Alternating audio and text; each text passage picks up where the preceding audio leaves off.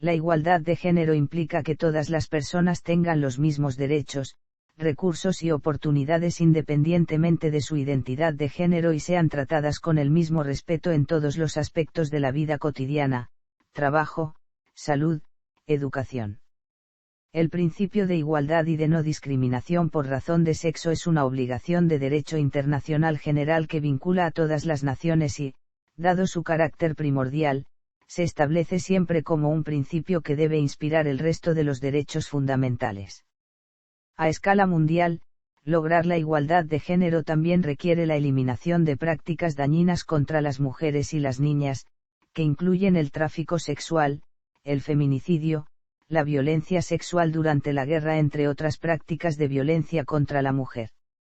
En todo el mundo, las mujeres están por debajo de los varones en todos los indicadores de desarrollo sostenible.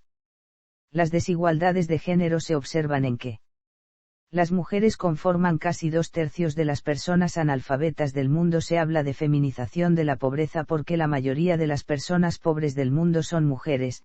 Las mujeres tienen menos acceso a los servicios sociales básicos que los varones. Las mujeres tienen 11 puntos porcentuales más de probabilidad de no tener comida. La brecha salarial muestra que las mujeres ganan menos dinero que los varones por el mismo trabajo. Aún las mujeres que están más educadas que ellos consiguen trabajos de menor jerarquía. Existen 39 naciones en las que los hijos varones tienen derechos de herencia que las hijas mujeres. No menos del 20% de las personas propietarias de tierras en todo el mundo son mujeres, aunque las mujeres son las responsables de recolectar el agua en el 80% de las casas sin agua corriente. En 30 países se continúa realizando la mutilación genital femenina y hay por lo menos 200 millones de mujeres operadas. 2/3 de las víctimas de trata de personas son mujeres. Las mujeres representan la gran mayoría de las víctimas detectadas que fueron objeto de trata con fines de explotación sexual. En muchos casos el 94% de las víctimas de trata para explotación sexual son mujeres. Mujeres y niñas son a menudo víctimas de secuestro con fines violentos y sexuales en vez de por pedido de dinero. Muchas mujeres aún no pueden elegir esposo y cada 2 segundos una niña es forzada a matrimonio infantil en el planeta. En muchos países todavía existen códigos legales que obligan a la mujer a obedecer a su esposo. En muchos casos las mujeres son quienes comen últimas en la familia. En líneas generales, el hecho de nacer mujer supone un grave peligro en cualquier lugar del mundo debido a la violencia machista. El FNUAP declaró que, a pesar de que muchos acuerdos internacionales afirman sus derechos humanos, las mujeres son mucho más propensas que los hombres a ser pobres y analfabetas. Tienen menos acceso a la propiedad, el crédito, la capacitación y el empleo. Son mucho menos propensas que los hombres a ser políticamente activas y mucho más propensas a ser víctimas de violencia doméstica. Marco internacional. El derecho internacional prohíbe la discriminación basada en el sexo. La adopción de la Carta de las Naciones Unidas, firmada en San Francisco el 26 de junio de 1945, ha posicionado el principio de igualdad de oportunidades y no discriminación en la órbita de los derechos fundamentales. En el preámbulo de la Carta de San Francisco se proclama que la Organización de las Naciones Unidas completó el catálogo de derechos jurídicamente vinculantes para todos los Estados miembros a través de los siguientes documentos. La Carta de San Francisco de 1945 antes mencionada. La Declaración Universal de Derechos Humanos aprobada el 10 de diciembre de 1948. El Pacto Internacional de Derechos Económicos, Sociales y Culturales. El Pacto Internacional de Derechos Civiles y Políticos, ambos aprobados el 16 de diciembre de 1966, textos que configuran el principio de no discriminación como un auténtico principio estructural. Más importancia para la igualdad de género tiene la Convención sobre la Eliminación de todas las formas de discriminación contra la mujer, del 18 de diciembre de 1979, ratificada por España en 1983 y publicada en el BOE en 1984, y en su protocolo facultativo, ratificado y en vigor desde el año 2001. Que establecen que, además, junto a esta obligación genérica, la Convención amplía los derechos de las mujeres en diversos ámbitos, como los derechos políticos, en materia laboral, educación, sanidad y economía.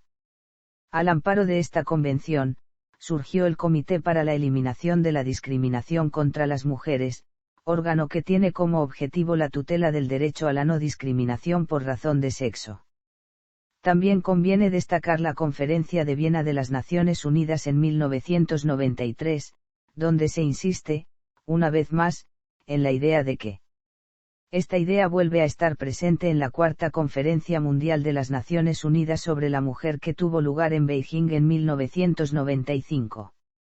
La conferencia adquiere un significado enorme en poner de manifiesto el consenso que hay en relación con la universalidad y la globalidad de los problemas de las mujeres, y destaca la importancia de la igualdad y la no discriminación por razón de sexo como factor ineludible para construir las sociedades del siglo XXI.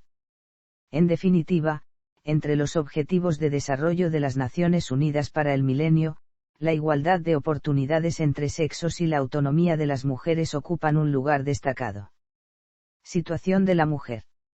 Existen 7 ámbitos de desigualdad donde la mujer se ve en desventaja debido a las condiciones sociales o las políticas públicas de los distintos países.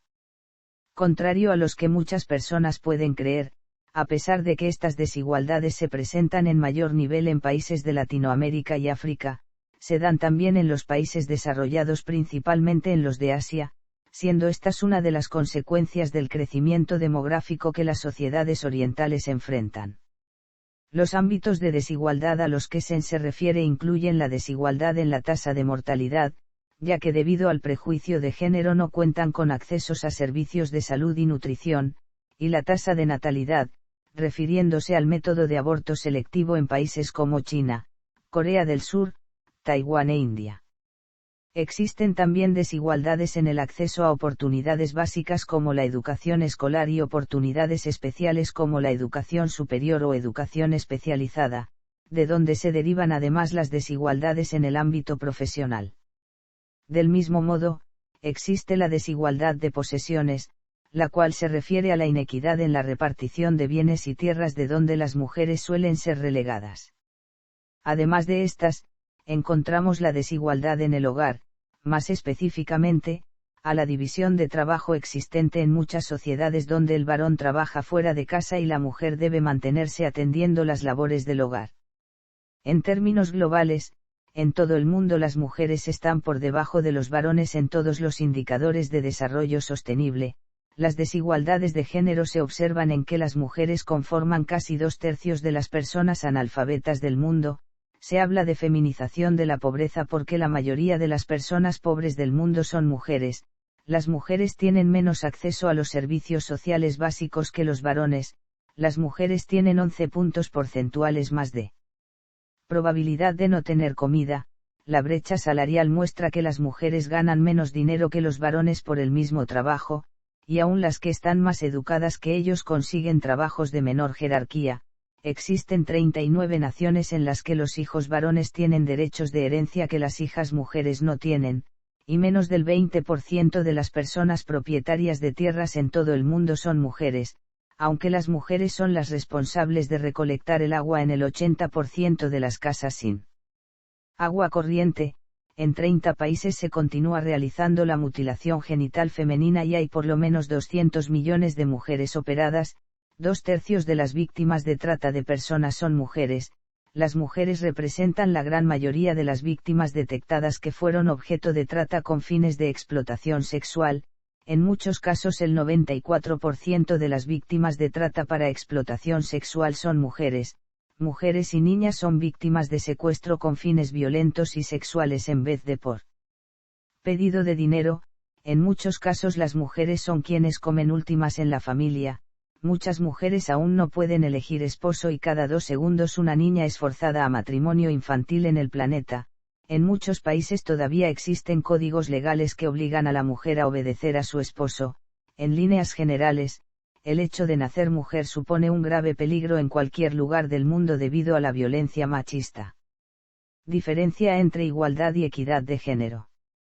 La igualdad de género es la imparcialidad en el trato entre hombres, mujeres y otros géneros. Para la Secretaría de Desarrollo Integral de la UNAM, Equidad de género significa que las mujeres y los varones gozan de condiciones iguales en el ejercicio pleno de sus derechos humanos, en su posibilidad de contribuir al desarrollo nacional político, económico, social y cultural y de beneficiarse de sus resultados. En este sentido, la equidad de género se encaminará principalmente a brindar oportunidades justas a todas las personas independientemente de su género, pero, a diferencia de la igualdad, será atendiendo principalmente a la idea de que mujeres, varones y otros géneros se encuentran en situaciones distintas, por lo que estas oportunidades serán de acuerdo a las características, contextos y necesidades específicas en donde se encuentren y que posean, desde los diversos ámbitos en los que interactúan, por ejemplo en el ámbito laboral, educativo, de la salud, el económico, cultural y social en general. Hablar del tema equidad de género implica la participación de todas las personas en la práctica y como una forma de vida, más allá de la cuestión teórica, esto con el fin de poder impactar verdaderamente en la sociedad y propiciar pequeños cambios pero significativos, que impliquen un compromiso de la sociedad que se vea reflejado día a día en la práctica para propiciar una participación equitativa de varones, mujeres y otros géneros en todos los ámbitos de desarrollo personal y comunitario. John Money fue quien trasladó el término género de las ciencias del lenguaje a las ciencias de la salud. Importancia de la igualdad de género en el desarrollo sostenible. Los distintos factores que llevan a la falta de un desarrollo humano sostenible se dan, en muchas ocasiones, de manera conjunta. Muchos de estos casos tienen como principal problema la exclusión de género y las desigualdades a las que se enfrentan las mujeres en la actualidad. Las mujeres y las niñas representan la mitad de la población mundial y también, por tanto, la mitad de su potencial. Sin embargo, la desigualdad de género persiste hoy en todo el mundo y provoca el estancamiento del progreso social. Según la Declaración de los Derechos Humanos dictada en la ONU, se considera que el desarrollo incluía el respeto a los derechos de las personas, el avance social y el mejoramiento del nivel de vida. Como se ve, en este caso incluye diversos elementos, sobre todo lo esencial que es el progreso, pero no solo esto, sino que el desarrollo también está ligado a la libertad de la persona y los fines que esto tiene para su desarrollo. Es decir, se debe eliminar aquellos elementos que impiden el albedrío, como son la pobreza, ausencia de oportunidades, las limitaciones del sistema, etc. De esta manera, los derechos humanos se encuentran inscritos a nivel internacional, incluyendo diversos factores, entre ellos la igualdad de género. En la Carta de las Naciones Unidas, en donde se declaran los derechos iguales para hombres y mujeres, se especifican además, como parte del compromiso que todo país debe tener, la protección de las mujeres y el impulsar los derechos humanos de las mujeres. De la mano con los derechos humanos, los países miembros de la ONU también firmaron la Declaración y Plataforma de Acción de Beijing, un compromiso para proteger la igualdad de género de la mujer. Pero el órgano internacional que tiene más participación en lo que a igualdad de género y empoderamiento de la mujer se refiere es la Comisión de la Condición Jurídica y Social de la Mujer, que fomenta los derechos de la mujer, registra los problemas que atraviesan estas a nivel internacional y elabora normas que buscan la igualdad y el empoderamiento femenino. De todo ello, se entiende que los derechos humanos deben ser respetados sin excluir las condiciones de las personas. El garantizar su respeto va de la mano con las adecuadas condiciones de derechos y de vida con los que cada persona debe contar. Por ejemplo, respecto a los derechos de las mujeres rurales, quienes conforman el mayor porcentaje de pobreza y además se encuentran en situación de exclusión y son víctimas directas de la centralización, estas deberían estar más respaldadas por los Estados. La Organización de las Naciones Unidas también reconoce que el importante papel de las mujeres para el desarrollo. Debido a ello, mediante el Programa de las Naciones Unidas para el Desarrollo, se busca incentivar distintas intervenciones y políticas públicas que mejoren la calidad de vida de la mujer en el mundo. Sin embargo, la ONU, mediante ONU Mujeres, no solo busca un empoderamiento económico de la mujer como las organizaciones anteriormente mencionadas, sino que es consciente de que para lograr los objetivos del milenio se debe lograr, además, reducir la discriminación contra la mujer en todos los campos y reducir la violencia contra esta, y un liderazgo y participación política activa de las mujeres ya sean urbanas o rurales. Si bien es cierto, la existencia de un objetivo centrado solo en la mujer no significa que ésta no se beneficie de los demás objetivos del milenio, como lo explica Elsan, ya que las mujeres, como parte de la sociedad, son beneficiarias también de los demás objetivos de desarrollo. Si no se contemplara uno específico en el que las mujeres y niñas fueran incluidas expresamente, no se hubiera podido asegurar que éstas no se quedarán atrás, ya que a menudo, los responsables políticos no reconocen que tratar, en términos formales, a todas las personas de la misma manera, no garantiza que todas las personas se beneficien por igual. El FMI y el BM exponen que para un crecimiento económico de los países es necesario un empoderamiento económico de la mujer. Sin embargo, según la Fundación Mujeres de España, la inserción y participación activa de las mujeres en el ámbito económico no se debe dar de manera aislada, sino estar acompañadas de un empoderamiento personal en el cual la mujer sea consciente de sus propias capacidades y libertades, un empoderamiento político, mediante el cual las mujeres sean capaces de crear redes no mixtas donde debatan y sean capaces de tomar decisiones políticas y económicas, y, por último, el empoderamiento empresarial, es decir, que las mujeres formen iniciativas empresariales viables y sostenibles con capacidad de crecimiento y generación de riquezas. En resumen, las mujeres no solo entran en el desarrollo formando parte del sistema económico de un país, sino que son generadoras de cambio y propiciadoras de un desarrollo humano completo e inclusivo. Si bien la participación de las mujeres en el mercado laboral ha mejorado, la evidencia sugiere que éstas aún enfrentan oportunidades limitadas. A menudo realizan trabajos con requisitos mínimos de habilidades y tienen pocas oportunidades de aprender y progresar. Estas barreras generan una brecha de género en el desarrollo de habilidades, limitando el potencial de desarrollo de los países de ingresos bajos y medios. Por ello, los gobiernos y agencias de desarrollo han tratado de mejorar las habilidades de las mujeres a través de programas de formación profesional y empresarial. Una revisión académica de 35 estudios que midió el impacto de los programas de formación profesional dirigidos a mujeres mayores de 18 años concluyó que estos programas tienen pequeños efectos positivos en el empleo formal y los ingresos.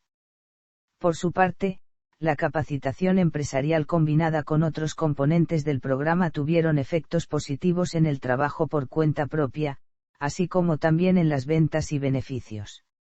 Sin embargo, estos efectos relativamente pequeños pueden ser insuficientes para justificar la ampliación de estos programas. Por ello, estos deberían incluir un enfoque de género y una capacitación en habilidades para la vida o pasantías. Feminización de la pobreza. Se denomina feminización de la pobreza al fenómeno social de predominancia de las mujeres en los índices de pobreza. Las mujeres son mucho más propensas que los hombres a ser pobres y analfabetas. Tienen menos acceso a la propiedad, el crédito, la capacitación y el empleo. Son mucho menos propensas que los hombres a ser políticamente activas y mucho más propensas a ser víctimas de violencia doméstica. Este concepto fue acuñado en los EU hacia fines de la década del 70. Su primera mención se hizo en un trabajo de la investigadora Diana Pearce de 1978 titulado The Feminization of Poverty, Women, Work, and Welfare. En los EU. La noción de feminización de la pobreza tuvo su desarrollo más importante en la década de 1980, generando un cierto clima de investigación académica sobre las problemáticas que la categoría tornó visibles, en el contexto del debate impulsado por las reformas neoconservadoras de la política social de principios de los 80, relacionadas con la histórica discusión acerca de la dependencia estatal concentrada en la figura de las mujeres sin pareja y a cargo de sus hijos. Estas primeras formulaciones fueron objeto de críticas, ya que el acento puesto solo en la feminización no tomaba en cuenta los aspectos de nacionalidad, raza y clase como explicativos y complementarios en la producción de la desigualdad. A partir de los años 1990, el concepto de feminización de la pobreza se extiende con fuerza en el léxico del desarrollo y las políticas sociales a nivel global, circulando en el discurso y como requisito de financiamiento de diversos organismos internacionales. La feminización de la pobreza abarca contenidos múltiples. Un trabajo realizado por el PNUD resume los más comúnmente utilizados como sigue: A. Un predominio de mujeres entre las personas pobres. B. El impacto no fortuito, con sesgo de género, de las causas de la pobreza. C. El reconocimiento de una tendencia direccional en la cual la representación desproporcionada de las mujeres entre las personas pobres está aumentando progresivamente. D. El grado de visibilidad de la pobreza femenina. En la medida que la unidad de análisis de los estudios e investigaciones son los hogares, no se consideran las reglas que rigen la distribución interna en una unidad doméstica, y que varían ampliamente según sociedades y culturas.